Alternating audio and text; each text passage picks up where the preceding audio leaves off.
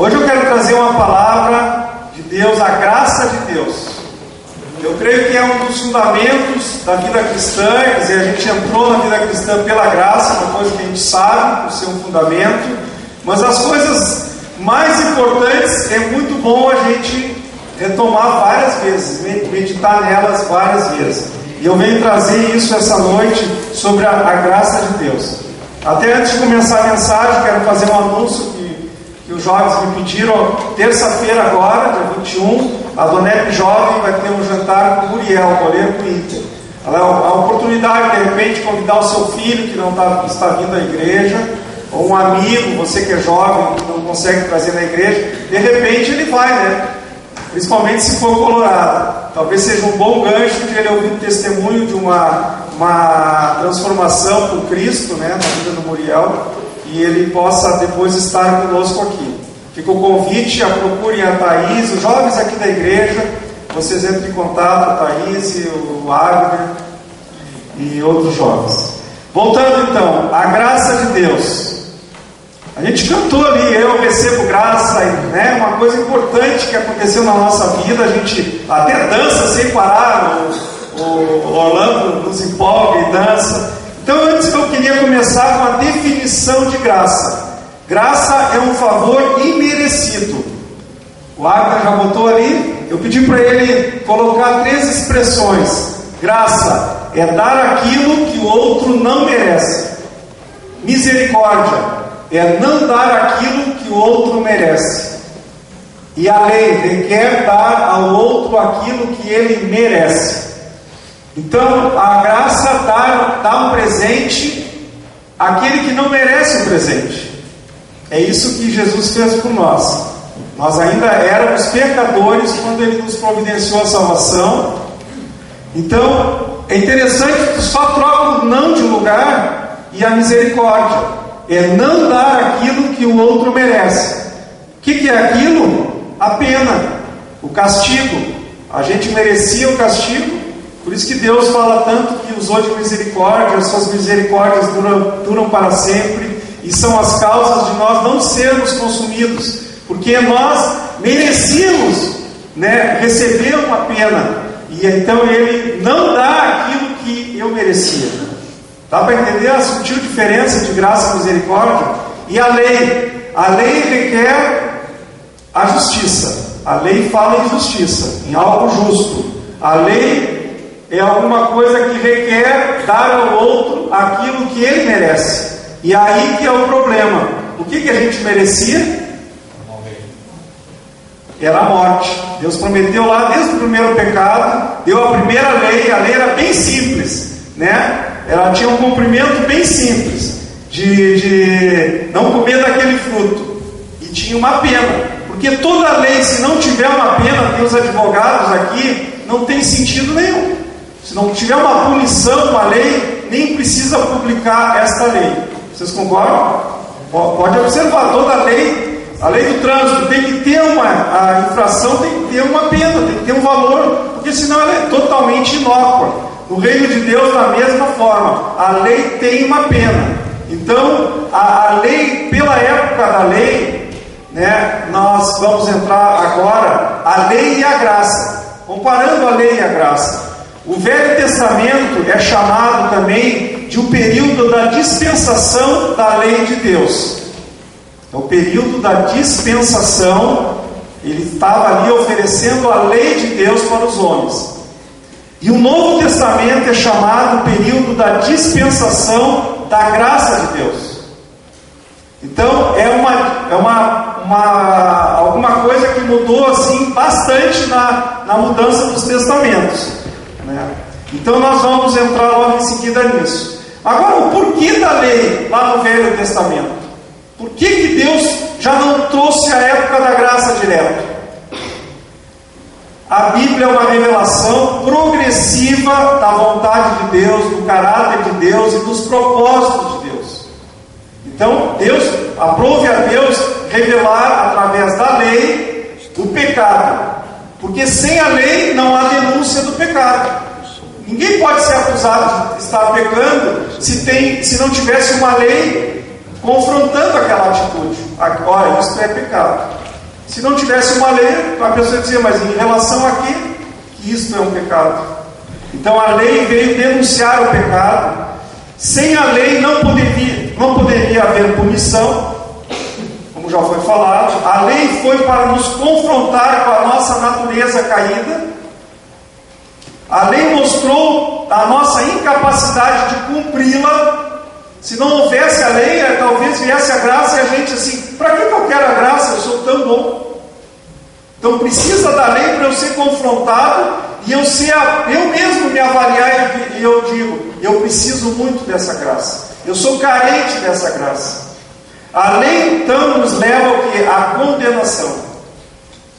O resultado da lei é a condenação. Portanto, a lei apontava para a necessidade da graça de Deus. Então, quanto mais entendermos a queda e o risco da nossa condenação por esses pecados que a gente não, esses mandamentos que a gente não podia cumprir, mais valorizaremos a graça de Deus.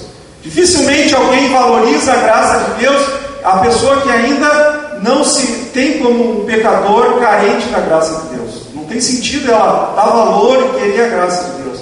Por isso que às vezes você chama um amigo para vir na igreja, você quer dar uma palavra para o amigo, ou até às vezes nem é muito bom confrontar esse seu amigo com o próprio pecado.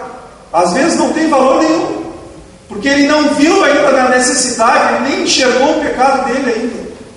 Então, Romanos 6,23 diz, porque o salário do pecado é a morte, mas o dom gratuito de Deus é a vida eterna em Cristo Jesus nosso Senhor. Então, o pagamento do nosso pecado frente à lei seria a morte.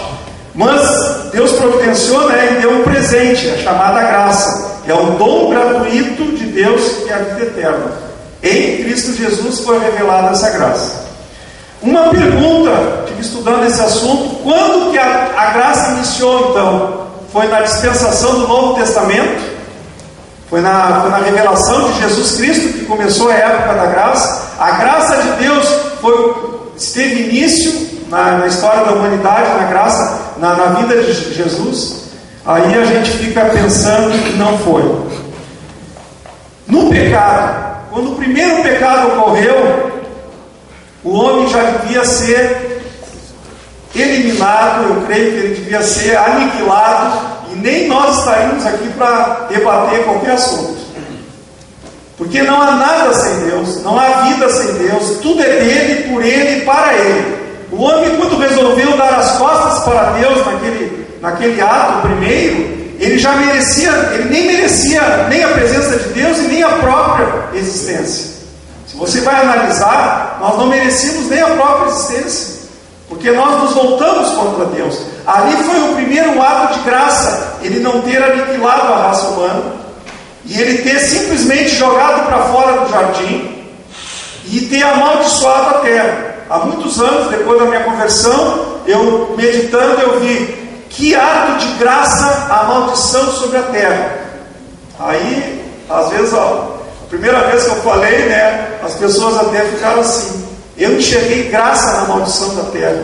Quem está aqui nessa igreja hoje, que não foi por uma tribulação, não foi por um problema, não foi por um problema de saúde, não foi um problema de comunicação, porque na maldição da terra veio os problemas até das comunicações, que não veio uma crise de relacionamento, que você não está aqui por causa de um problema, por causa de uma maldição que aconteceu na sua vida.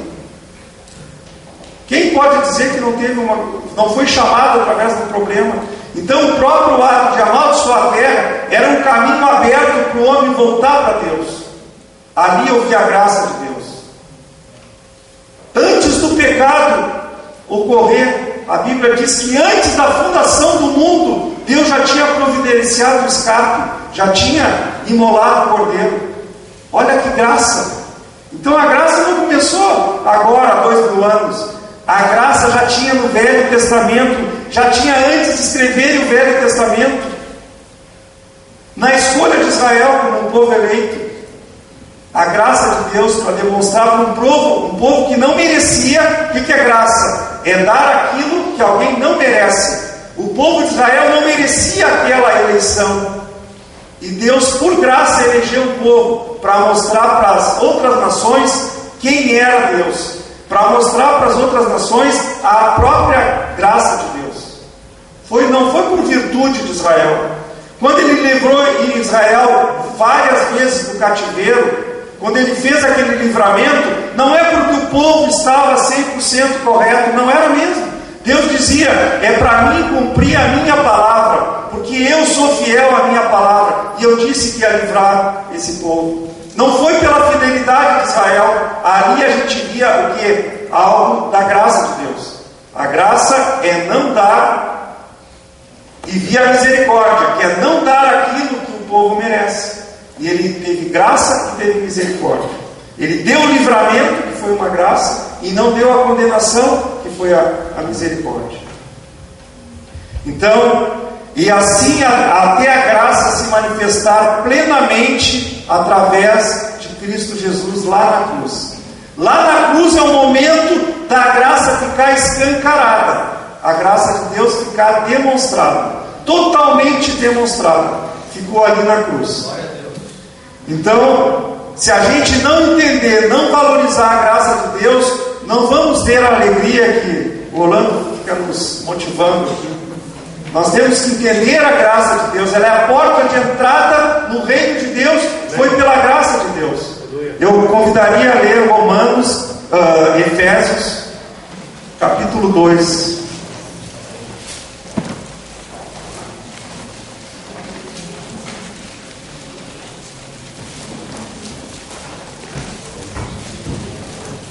O capítulo 2 de Efésios, para mim, tem um valor incomparável.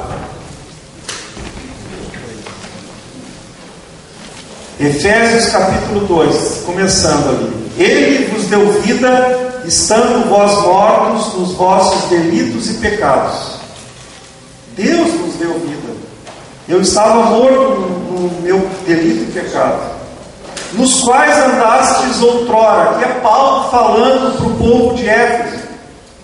Nos quais andastes outrora, segundo o curso, podia ser aqui, eu no papel aqui de Paulo, falando para o povo da Filadélfia, vocês estavam, mortos nos vossos delitos e pecados, nos quais andastes antigamente, segundo o curso desse mundo, segundo o príncipe da potestade do ar, do espírito que agora atua nos filhos da desobediência. Que espírito é esse? O diabo, Satanás. Vocês andavam através desse espírito, comandados por esse espírito, entre os quais também todos nós andamos outrora. Interessante que agora Paulo se inclui. Ele estava falando para vocês, eu posso aqui me incluir, entre os quais também eu andava outrora, segundo as inclinações da minha carne, fazendo a vontade da minha carne, dos meus pensamentos, e éramos por natureza filhos de Deus. O que está escrito? Filhos da ira, como também os demais, os que estão lá fora, os que nem conhecem a verdade, eles estão debaixo da ira de Deus, como nós estávamos. Mas Deus, o mas, são 3 letrinhas, fazem toda a diferença. Depois do mas, se está falando uma coisa boa e fala mas, aí tu te prepara que a coisa vai mudar. Se está falando uma coisa ruim e a pessoa fala mas, opa, não é tão ruim, tem alguma coisa que vai mudar. O mas muda o quadro. E aqui, que era um quadro aterrorador, era um quadro de perdição, de condenação, no versículo 4 começa, felizmente, com mas. Mas Deus, sendo rico em misericórdia, e por causa do grande amor com que nos amou, interessante que no 5 ele repete lá o 1, e estando nós mortos em nossos delitos, nos deu vida juntamente com Cristo. Glória a Deus. Pela graça sois salvos. Pela graça você foi salvo. Você não será salvo, você foi salvo pela graça. Por causa dessa grande misericórdia, por causa desse grande amor que Deus te amou. Vamos continuar. E juntamente com Ele, juntamente com Cristo, nos ressuscitou e nos fez assentar nos lugares celestiais em Cristo Jesus. Irmão, tu está sentado num lugar de honra, num lugar celestial, nada mais e nada menos do que em Cristo Jesus. Por isso que você tem autoridade sobre os demônios, autoridade sobre o mal, você profetiza o bem do seu irmão. Em nome de Jesus eu decreto a cura agora da irmã Beth Alcaraz. Por isso que nós podemos decretar isso, porque em nome de Jesus, por que nós podemos? Porque Ele nos deu essa autoridade, Ele nos fez assentar nos lugares celestiais em Cristo Jesus. Para quê? Para o meu deleite? Para a minha glória? Olha o que diz aqui: para mostrar nos séculos vindouros a suprema riqueza da sua graça, em bondade para conosco em Cristo Jesus. E o 8, 9 e o 10, eu creio que cada irmão aqui tem que saber de cor o 8, 9 e 10 do capítulo 2 de Efésios.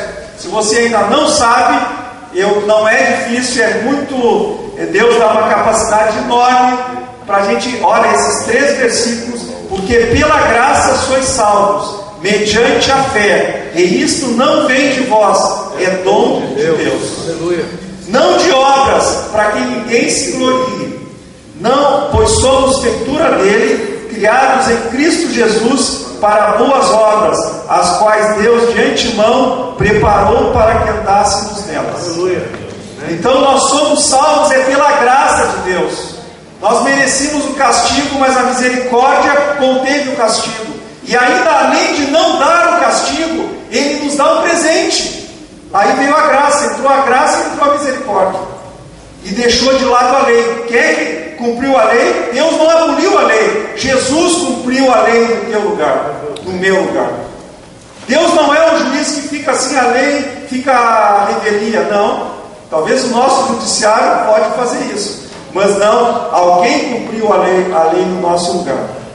Então é muito importante a vida cristã ter essa noção do que foi feito por ti, que foi feito por nós, por cristãos de todas as épocas. Quais são os tipos de graça de Deus então? Nós vimos uma aqui, a graça salvadora. Mas vamos começar. A graça geral, ou chamada graça comum, é uma graça de Deus. Se refere ao merecido favor, porque graça é um favor imerecido. Então, ao imerecido favor, amor e cuidado providencial de Deus, estendidos a toda a raça humana, pela qual Deus derrama bênçãos sobre todas as pessoas em geral. Em geral. Não tem uma pessoa que não possa dizer que recebe a graça de Deus. Talvez ele não diga porque não sabe, mas ele recebe, tanto para os salvos quanto para os descrentes. Em Mateus 5,45, parte final, não precisa abrir, diz: porque Ele faz nascer o seu sol sobre os maus e os bons, e vir chuva sobre os justos e injustos, e tudo isso é graça de Deus. O povo talvez não sabe mesmo que nasce uma planta, nasce uma flor, nasce um tomate, agora que era o produto da vez. Tudo que nasce é graça de Deus, e nasce para o justo e para o injusto. O sol vem para os justos e para os injustos. Essa é a chamada graça geral. É geral, é para todo mundo, é graça comum. E dentro dessa graça comum, Ele dá consciência para a pessoa. Todas as pessoas nascem com uma consciência. Deus colocou em cada um de nós algo que se levanta contra nós mesmos, todas as vezes que fazemos algo que sabemos estar errado. A consciência é o detetive que vigia a direção de nossos passos e protesta contra toda transgressão consciente. A consciência é um olho vigilante diante do qual cada imaginação, pensamento e ação passam por sua censura ou aprovação. Creio que a nossa consciência é um dos maiores argumentos da existência de Deus, da lei moral e do legislador. Quem ia colocar uma lei dentro de cada pessoa? Para colocar uma lei tem que ter um legislador. O nosso regime aqui, a Assembleia, são as câmaras, né? E quem vai colocar dentro de uma pessoa? Toda lei exige um legislador. E foi Deus que colocou em cada pessoa. E eu estou neto novo, 2 anos e meio, André, e analisando já com 2 anos e meio e até antes a consciência dele quando ele erra. Vocês têm que ver, ele tem uma expressão que pergunta para a gente, ele deve ter visto algum filmezinho, alguma coisa, que é assim, tá tudo bem? Ele fica perguntando para ele, tá tudo bem? E a gente pergunta para ele, tá tudo bem, André? E ele geralmente diz, tá tudo bem, ele ri, né? E às vezes, até para mexer com a gente, ele fala, não, tá tudo bem. Fala sério, assim. E interessante, quando ele faz algo errado, ele vira um prato por querer. Sabe como é que criança, né? Já tem aquelas primeiras rebeliõezinhas assim, né? E ele faz algo errado, está lá em casa almoçando, e a Ana Paula já olha para ele e tal, e ele vê que pisou na bola, como se diz, né? E ele olha assim, começa a ficar um semblante triste e vai para a Ana Paula, mãe, tá tudo bem, ele já vai quase chorando, tá tudo bem, mãe. E ela mantém-se um pouco, tá bom que ele não está aqui agora, está lá embaixo, né? E ela ficou um pouco firme, não, mas tu viu que tu fizesse errado, não era para virar o prato, né? E ele daqui a pouco, não, mas tá tudo bem, desculpe mamãe. É mais ou menos assim que ele faz, né? Desculpe mamãe. E aí ela ri para ele, e ele, mas tá tudo bem, e ela, tá tudo bem, e dá um sorriso assim, e ele muda o semblante, abraça e tal. Mas interessante, ele já sabe quando erra. Cada pessoa sabe quando erra, e eu vi que é desde muito pequeno. Então, ainda mais pessoas adultas. Para mim, as pessoas mais perversas que existem, elas sabem o erro que estão cometendo. A não ser pessoas doentes, mentais, né? Então, esse é um exemplo que eu queria deixar para vocês, que para mim, eu não sei se eu prestava tanta atenção assim nas filhas, não tinha essa, a minha consciência não estava tão aguçada para essas coisas. Então, isso é a graça comum. A graça especial, é importante a consciência até na graça comum, atingindo todas as pessoas, que Deus vai trabalhar através disso, o Espírito Santo vai trabalhar através disso, e vai nos conduzir também a Cristo. Porque chega um ponto que a gente sabe que é pecador, aquela consciência nos acusa o tempo todo, e quando nos é oferecida a graça de Deus, quando a gente ainda era lá, na generalidade das pessoas, ainda nos não salvos, quando é oferecida a graça de Deus, está um campo aberto, a nossa consciência vem há anos nos acusando. Mas também tem a graça comum, mas a graça especial. A graça especial é uma graça estendida a nós, aqueles que creem, que entregaram a vida para Jesus. Essa é uma graça especial, e nós somos os recebedores dessa graça.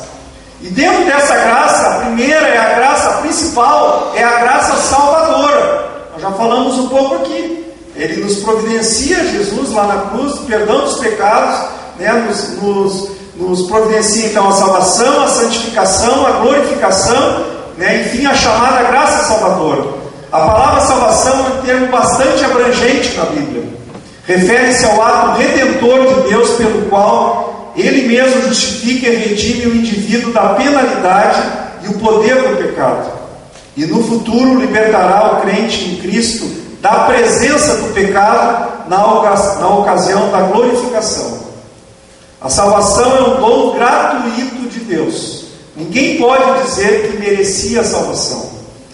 Ele é concedido a uma pessoa em virtude da graça, por meio da fé, independente de qualquer obra ou mérito da parte da pessoa que recebe essa salvação. É independente do que a gente faz, porque é pela graça. Se fosse por algo que a gente merecesse, que a gente fizesse, então a salvação seria tudo, menos pela graça. Porque a gente mesmo estaria, né, de uma certa maneira, merecendo. Então a graça é um favor imerecido. No momento da salvação, a graça imerecida e a fé do crente são dons que procedem diretamente de Deus àqueles que põem a sua fé em Cristo. Como nós já lemos em Efésios, aqueles 3 versículos que dá para decorar, mas principalmente o 8 e o 9, porque pela graça sois salvos mediante a fé, e isso não vem de vós, é dom de Deus, a própria fé é dom de Deus, é um presente de Deus, e não de obras, para que ninguém se glorie. Então é maravilhoso quando a gente entende o processo da nossa fé, que ela mesma, a nossa fé ainda é um presente de Deus. Então nós estamos totalmente, né, toda pessoa é totalmente carente da glória, da graça de Deus. Então, dentro dessa salvação providenciada, a salvação é um ato, é um dia, aquele momento que você entrega a sua vida para Jesus, mas a vida cristã se desenrola na santificação. A santificação é um processo que dura a vida inteira, para a nossa mente ficar totalmente curada. Eu posso dizer que a nossa salvação imediata, a justificação, é um ato que ocorre no nosso espírito. O nosso espírito está salvo, mas a nossa alma ainda está cheia, ainda veio de um passado cheio de traumas.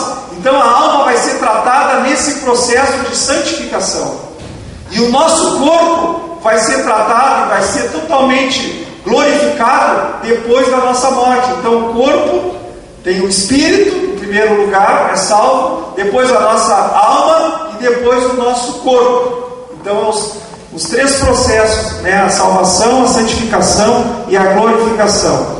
A própria santificação, se a gente quiser dividir, o primeiro estágio é da santificação posicional. Eu, pela justificação, pelo ato de Cristo me tornar justo, Ele já me chama de santo.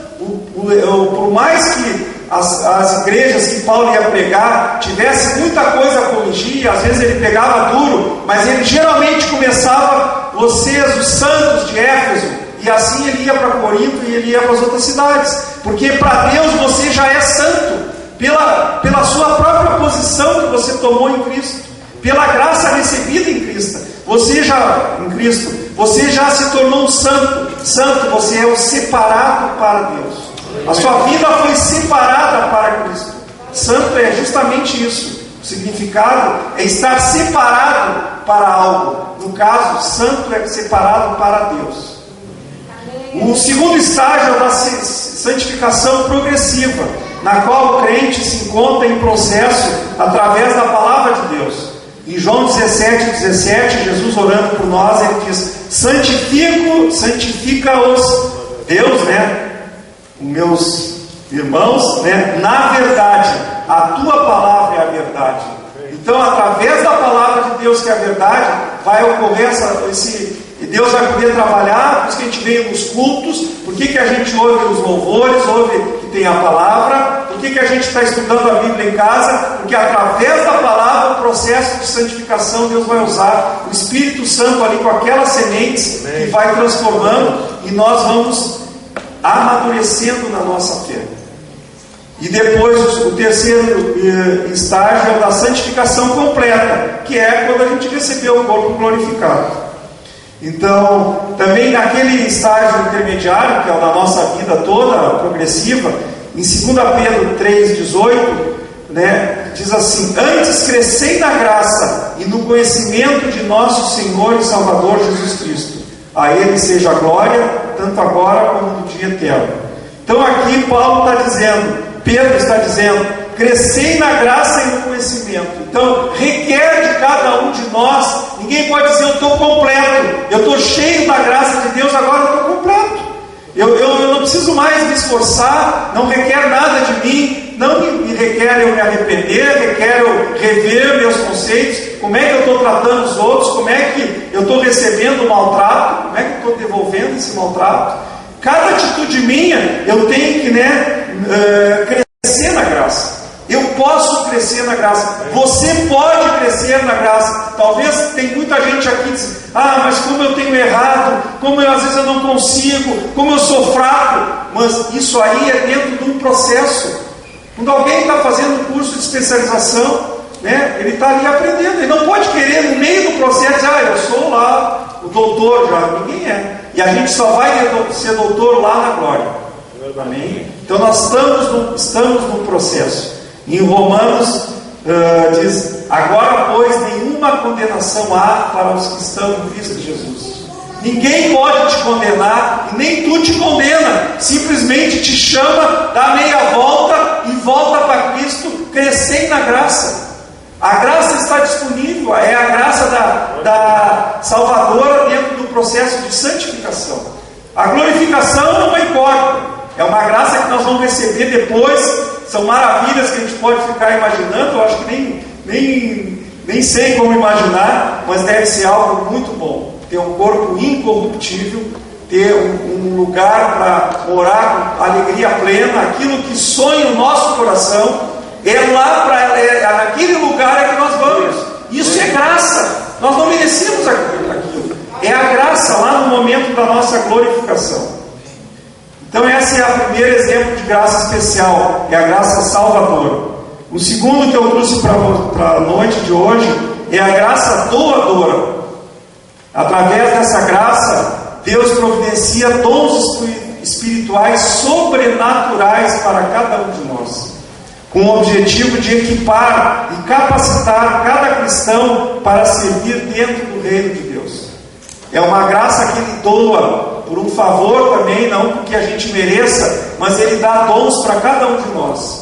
Olha, eu tenho visto maravilhas através dos irmãos da nossa igreja, e não se reduz a nossa igreja, o corpo de Cristo na terra. Às vezes eu tenho viajado, aqui, lá no exterior, né, Bruna? Nós, lá naquele... Qual é a cidade lá que a gente tinha aquele cara com cartaz?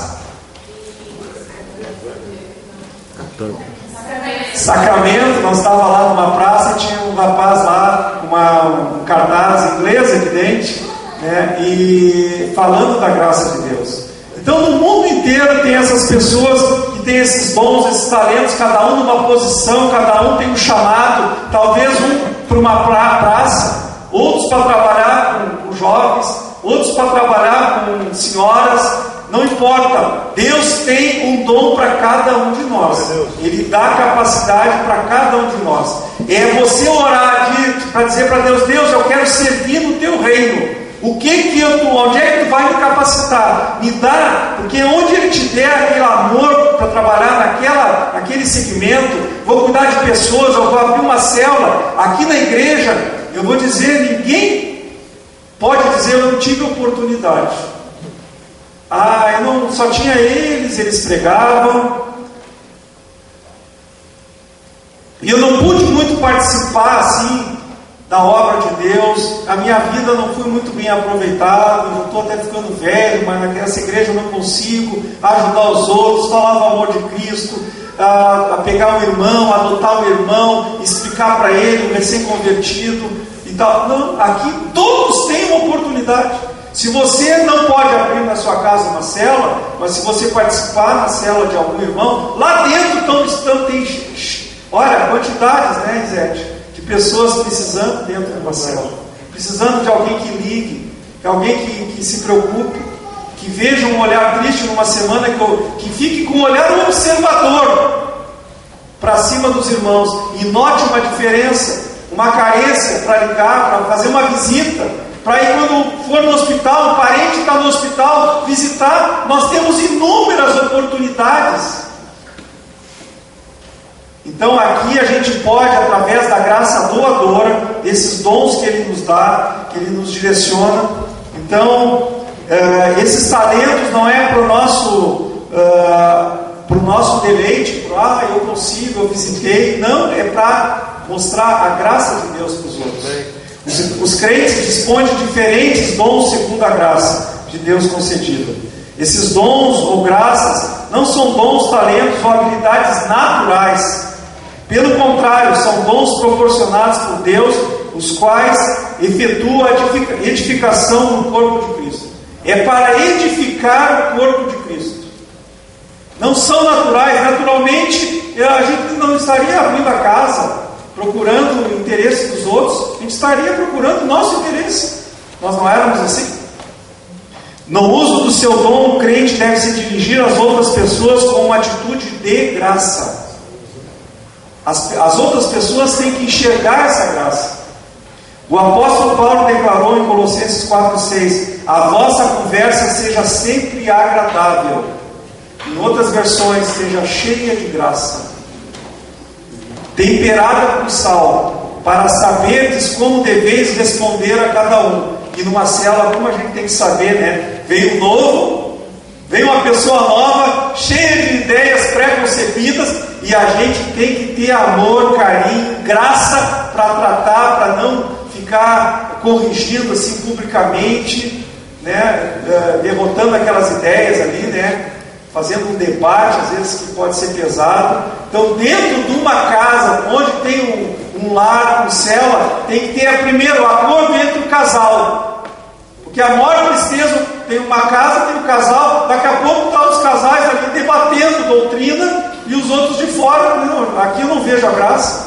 Então, a primeira coisa é ter a graça dentro de casa, na própria ministração da célula. E todos os irmãos também, porque também não adianta o líder ter essa consciência e os outros irmãos confrontando os visitantes. Nós temos que ter essa graça. A nossa conversa deve ser sempre agradável.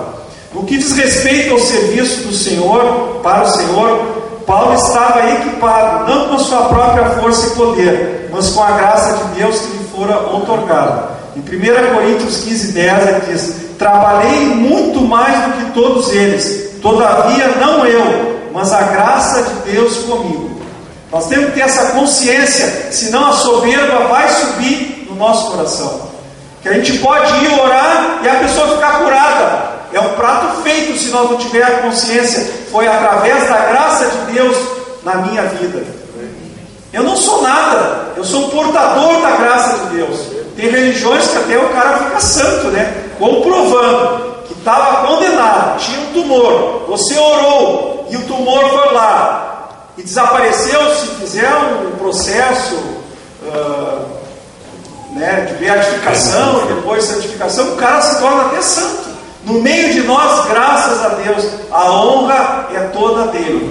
Amém. Nenhum entre nós vai reivindicar os parentes: olha, depois que eu morrer, entra com um processo aqui. Não tem isso.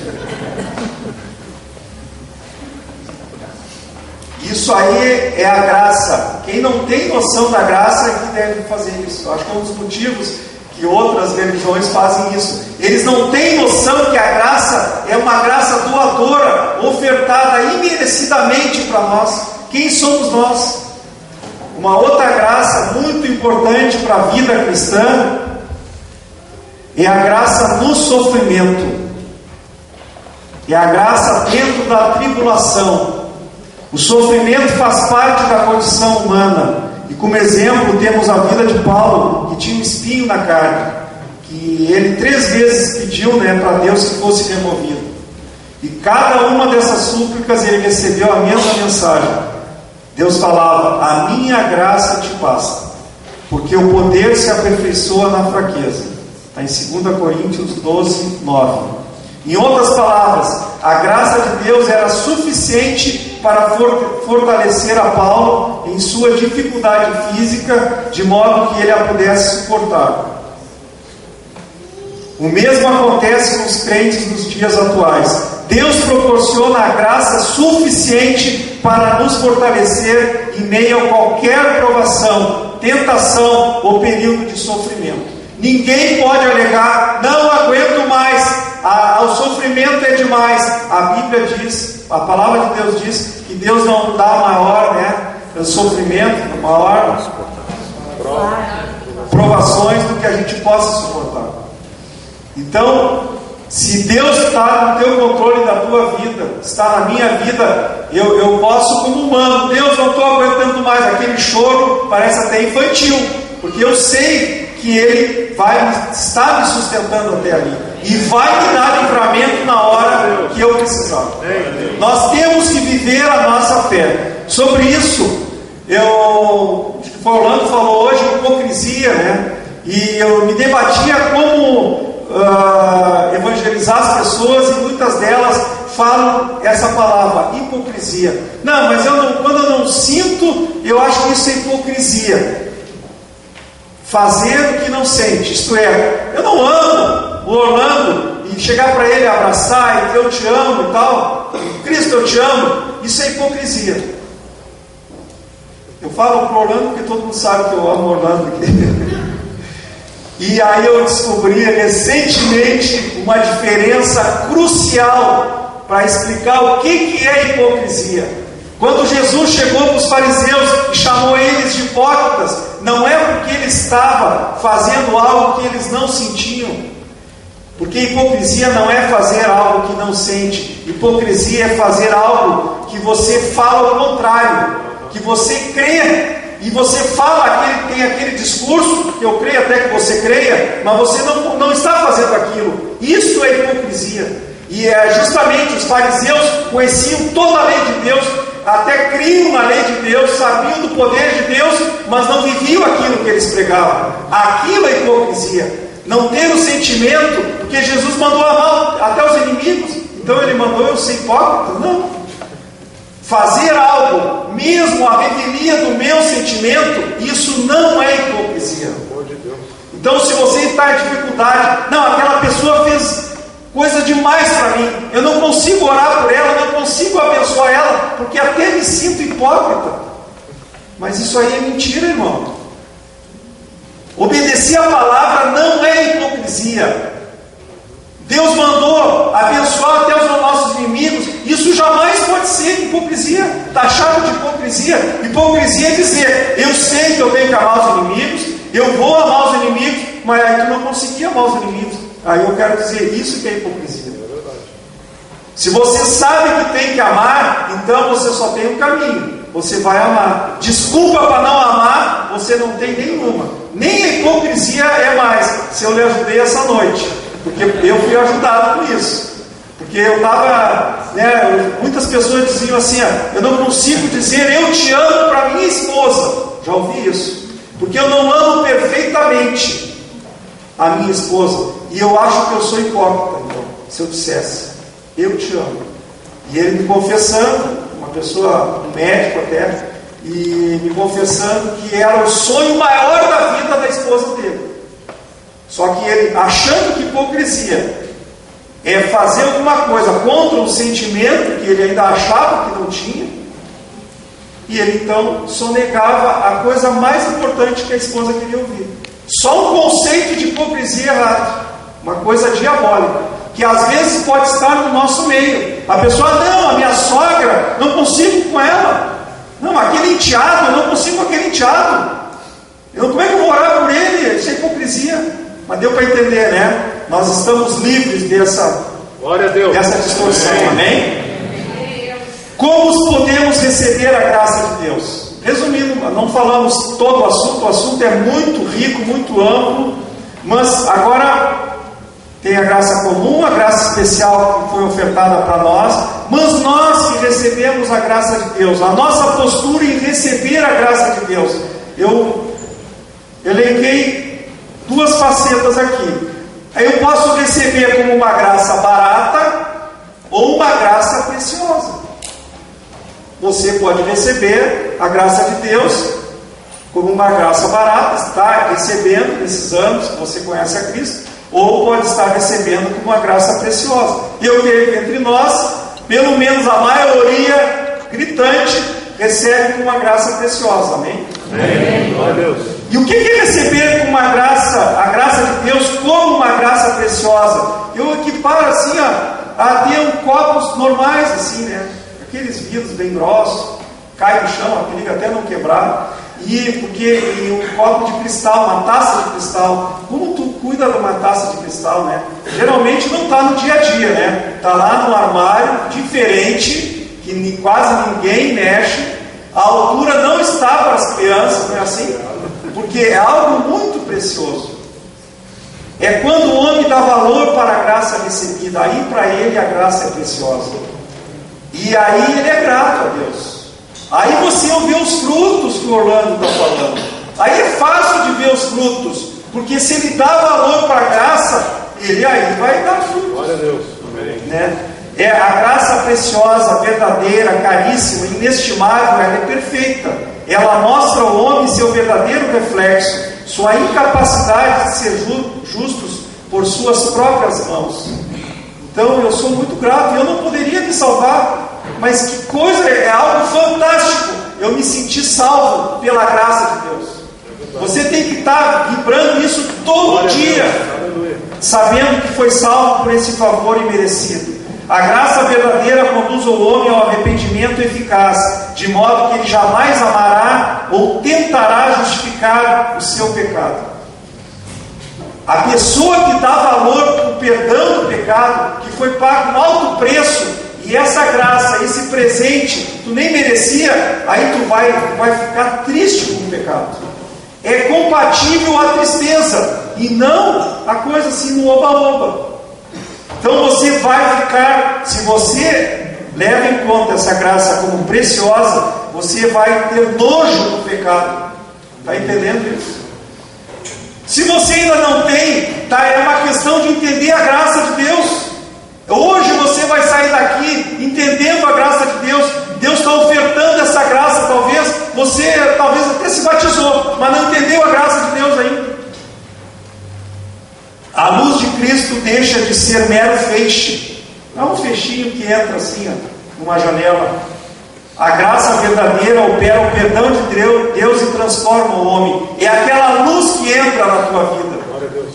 Aquela luz que entra na minha vida. Esta é a graça de Deus. Em compensação, a graça barata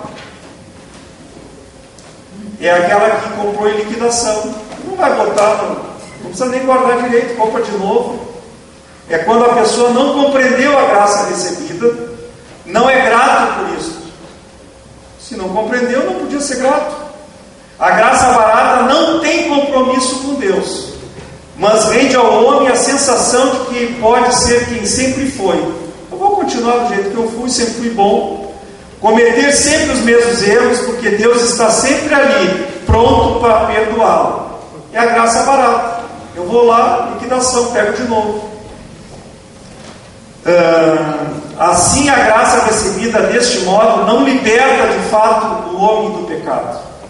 Não vai libertar o homem do pecado. Ele continua aprisionado em sua máscara, embora saiba que existe luz lá fora, da qual experimenta apenas aquele feixe. Ele sabe que tem uma luz, ele está ouvindo, ele está no meio da luz, mas para ele chega só um feixe. Então é a graça barata. Entre nós não podemos viver essa graça, além de isso, de uma certa maneira, escandalizar o nome de Cristo. Aquele é da igreja, é daquela igreja, é da igreja Filadélfia, igreja da graça, tem até igreja que o nome é graça, né? Tem muitas. Então, você é da igreja de Cristo, a igreja aquela que recebeu toda aquela graça. E como é que você verifica, então, se você vive pela graça? Quem sabe a gente tem um check-up para isso? Será que tem um check-up? Olha, hoje de tarde eu fiz uma lista ali. Deve faltar muita coisa aqui. Fiz só 8 itens aqui. Quando alguém erra conosco, queremos justiça ou misericórdia? Hein? Queremos justiça? Que Ele pague o preço? Ou damos graça e misericórdia? Oferecemos para Ele graça e misericórdia? Porque quem vive pela graça, ele pode oferecer a graça. Quem quer viver pela lei, quem está vivendo pela lei, acha que é bom, acha que ele tem muito mérito, a pessoa vai querer tratar as pessoas pela lei, através da justiça que a lei exige. Segundo item eu botei aqui: liberamos facilmente o perdão, ou nesta hora alegamos ou cobramos? Como é que nós damos perdão? É fácil? E nós pedimos perdão fácil? Às vezes é duas coisas difíceis, né? É fácil de pregar, Às vezes é muito mais fácil de pregar, ou não sempre é mais fácil de pregar, mas a gente que vive na graça não tem o direito de reter o perdão. Não tem o direito. Somos críticos para arrasar o outro ou para fazer o outro crescer. Que crítica você tem feito? Não precisa ser aqui na igreja, nem na célula, mas lá no trabalho, na família.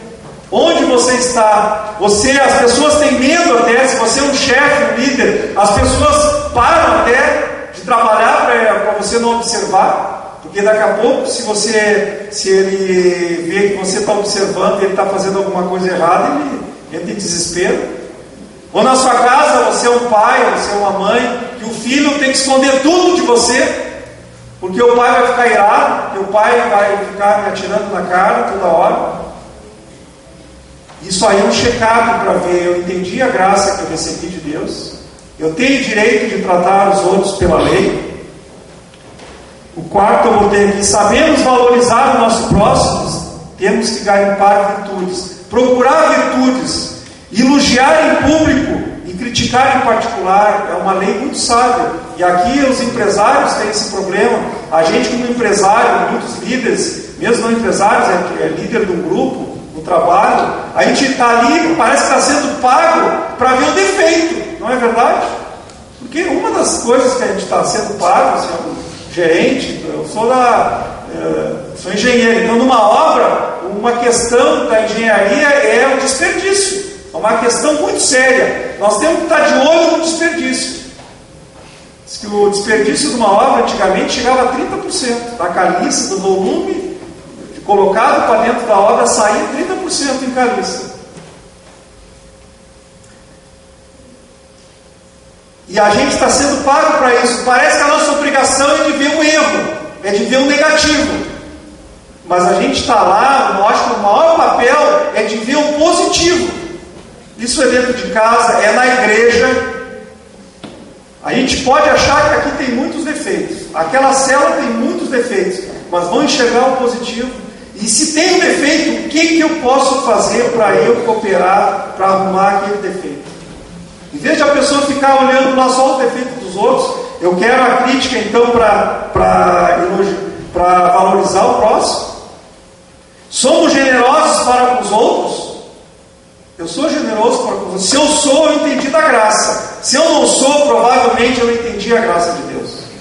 Se eu retenho as minhas coisas, o meu tempo, o meu abraço, a minha palavra, se eu tenho uma possibilidade de uma visita, se eu não sou generoso, até financeiramente, será que eu entendi a graça que eu recebi imerecidamente?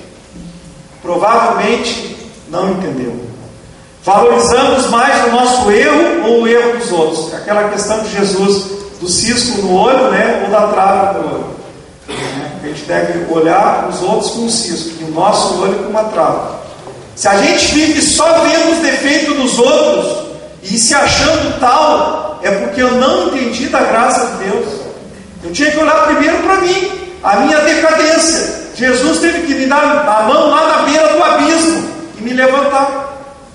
Se eu entendi isso, para mim é mais fácil eu, antes de ver o erro nos outros, chegar a escuta, será que no lugar dele eu não erraria até pior?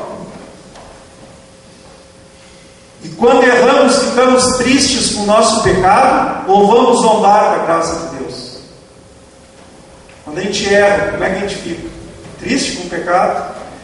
Botei pequenas coisas aqui, tem com certeza muita coisa para a gente se autoanalisar. Se é bom ninguém ficar analisando. Tem coisa assim, olha para o lado, diz para o irmão do lado, não, agora é uma hora para você mesmo se analisar. Essa questão da graça, esse check-up aqui, é para cada um de nós nos próprio analisar. Para a gente fazer um check-up. Não é um médico fazer, um vizinho fazer um check-up em mim. Eu tenho que me analisar. Como que eu estou recebendo a graça de Deus? Eu estou também oferecendo a graça de Deus para os outros? Eu estou oferecendo agora a minha graça para os outros? Eu vou fazer algo imerecido para os outros? Eu sou capaz de fazer algo imerecido, isto é, explicando melhor, alguém que me fez um mal, ele não merece, eu sou capaz de procurar ele, de ajudar ele? Isto foi o que Jesus fez conosco, e em escala infinita. Não tinha nem comparação, o precipício do que daqui a pouco o cara me fez uma ofensazinha ali, e eu já fico todo melindroso. Então, essa era a mensagem dessa noite. Queria orando aqui, eu queria cantar aquela música, Me Deu um Novo Coração. Porque essa graça de Deus que nos santifica, ela nos dá um novo coração. O coração que profetiza na vida dos irmãos, que Ele abençoa os irmãos, né? Então esse coração transformado, foi Deus que transformou, não foi você que transformou o seu próprio coração. Não foi cada um de nós pela nossa força. Agora eu sou melhor. Você pode dizer, eu sou melhor, porque Cristo tem trocado o meu coração. Amém?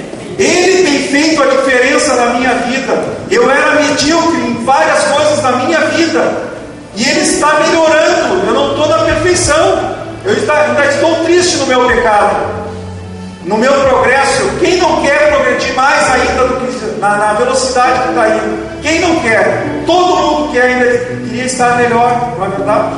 Se eu fizesse uma enquete aqui, era todo mundo querendo mais. Mas olha, Deus já deu um novo coração para você. Você pensa que você não foi regenerado, você foi regenerado. A regeneração não nasceu do teu pai e da tua mãe, não foi uma vida que foi gerada por homens. Jesus regenerou lá na cruz, nos justificou, nos deu uma nova vida, uma nova chance. Esse perdão é uma novidade de vida. Hoje nós temos essa oportunidade. Hoje você pode abraçar o seu irmão. Você pode ser que nem eu. Provavelmente você é que nem eu. Dizer, não, mas eu sou pecador, como eu tenho falho, como eu tenho falhado. Será que eu tenho todo esse direito de estar abraçando, profetizando? Eu tenho tanto fruto, eu tenho tanta coisa no meu coração. Tem, porque em Jesus nós temos. Não foi algo que eu estou dizendo aqui, que o pastor Felipe, o pastor Samuel, os pastores da nossa igreja, os irmãos que pregam aqui falam, está na palavra de Deus. Ele nos deu vida.